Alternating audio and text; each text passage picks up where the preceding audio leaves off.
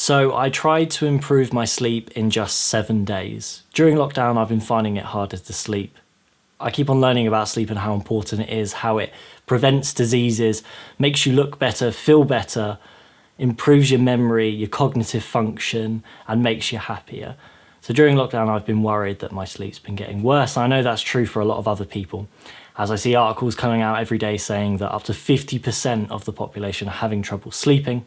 So I thought I would try and see if there's anything we can do about it. And I did stumble across the NHS guidelines to help you sleep during lockdown. So I followed them for 7 days with my good friend George Field.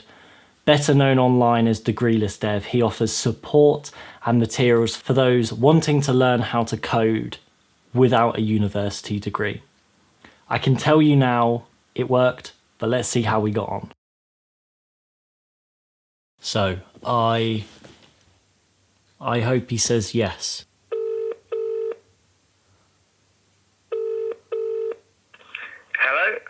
Hello, Mr. Field. How are you? Skeptical now you're calling me. Not gonna lie. What do you want?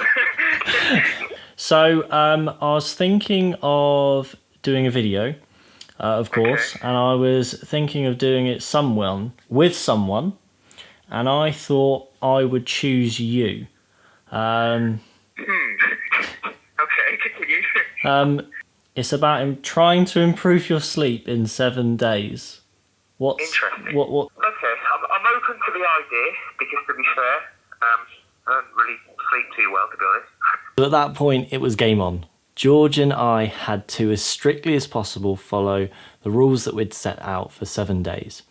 Each day, documenting our experiences, thoughts, feelings, and most importantly, how we had slept. But what were the tips that we're following? We condensed them down into 5 for our week. Tip 1 was trying to get to sleep and wake up at a similar time every night, including the weekends. Tip number 2 was relaxing before you go to bed. Try reading a book, listening to calming music, doing some breathing exercises, journaling, meditation.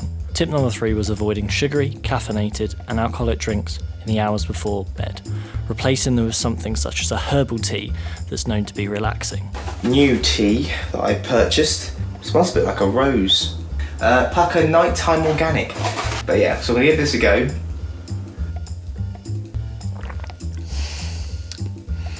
It's not actually as bad as I thought it would be. Tip number 4 was shutting out lights and sound, making your sleeping environment as dark and as quiet as possible. And tip number 5, the difficult one, no screen time an hour before bed. Pop your phone outside, put it away, don't touch it. No watching TV, no nothing, no technology. Just relax. Hello, Mr. Field. Hello, Mr. Henton. How are you? I'm very good. Yourself? Yeah, I'm all right. I've had a wonderful week. The weather's lovely for a change because it's been raining and pretty miserable all week, to be honest with you. But yeah, I'm good.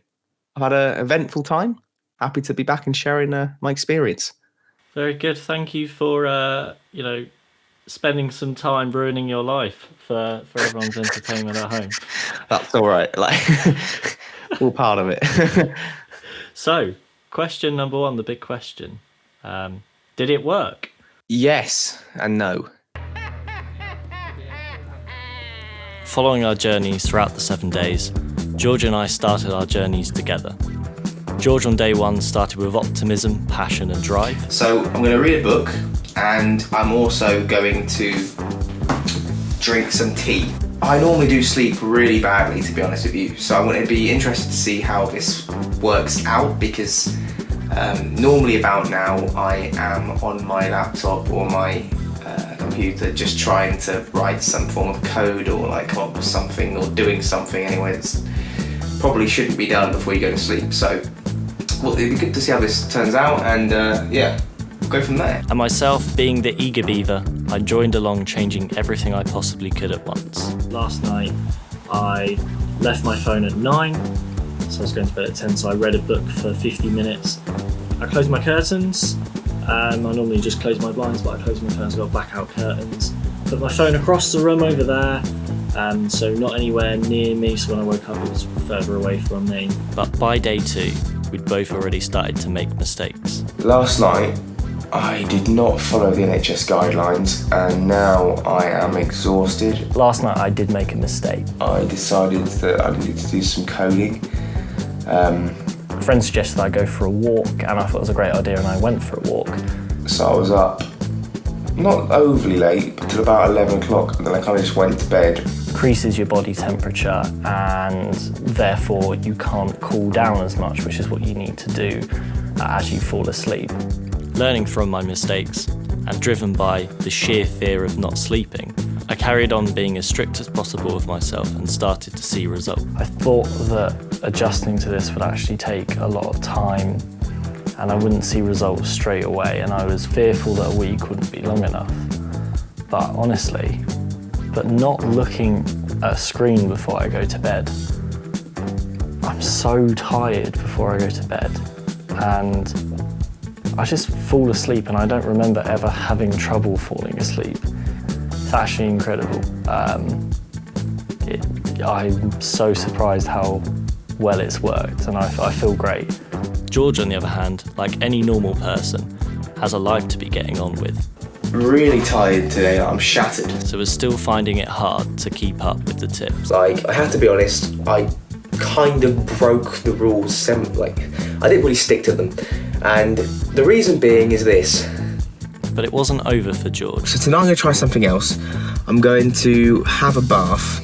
So I looked at the recommendations, and it recommends that I take a bath before I go to bed. Just like me, he was just about to find something that worked for him and would help him. Bubble bath. I find having a bath with Radox works. I had a really good night's sleep.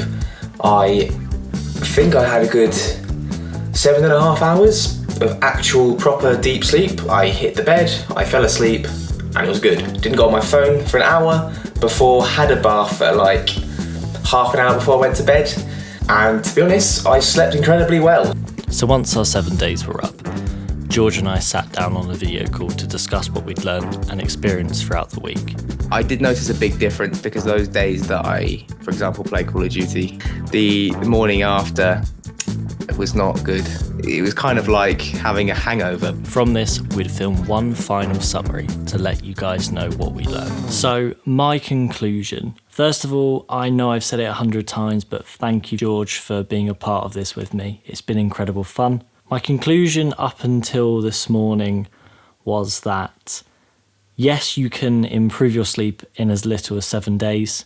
I recommend to anyone that's having trouble with sleep to have a look at these tips and take them on board. I also recommend for everyone to get more educated on sleep. We live in a time where getting 4 hours worth of sleep is seen as better than getting 8.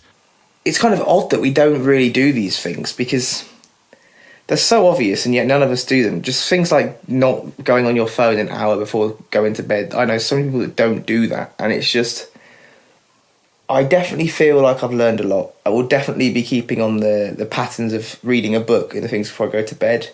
It's been eventful, so I'm grateful for trying it, and thanks to Matt for opening my mind to this. Once I finished the video, I'd actually come up with another conclusion, one that can be applied universally. So if you look at my approach, I changed everything. If you look at George's approach, he changed a few things while getting on with his life. But in the end, we both found something that improved our lives. So when it comes to self-improvement, regardless of the effort put in, if you change absolutely everything versus getting on with your life and just making a few minor adjustments where you can, at the end, we both still got the same result. So with any amount of effort, with some knowledge and some awareness, you can make things better for yourself. So thank you for watching, and sweet dreams.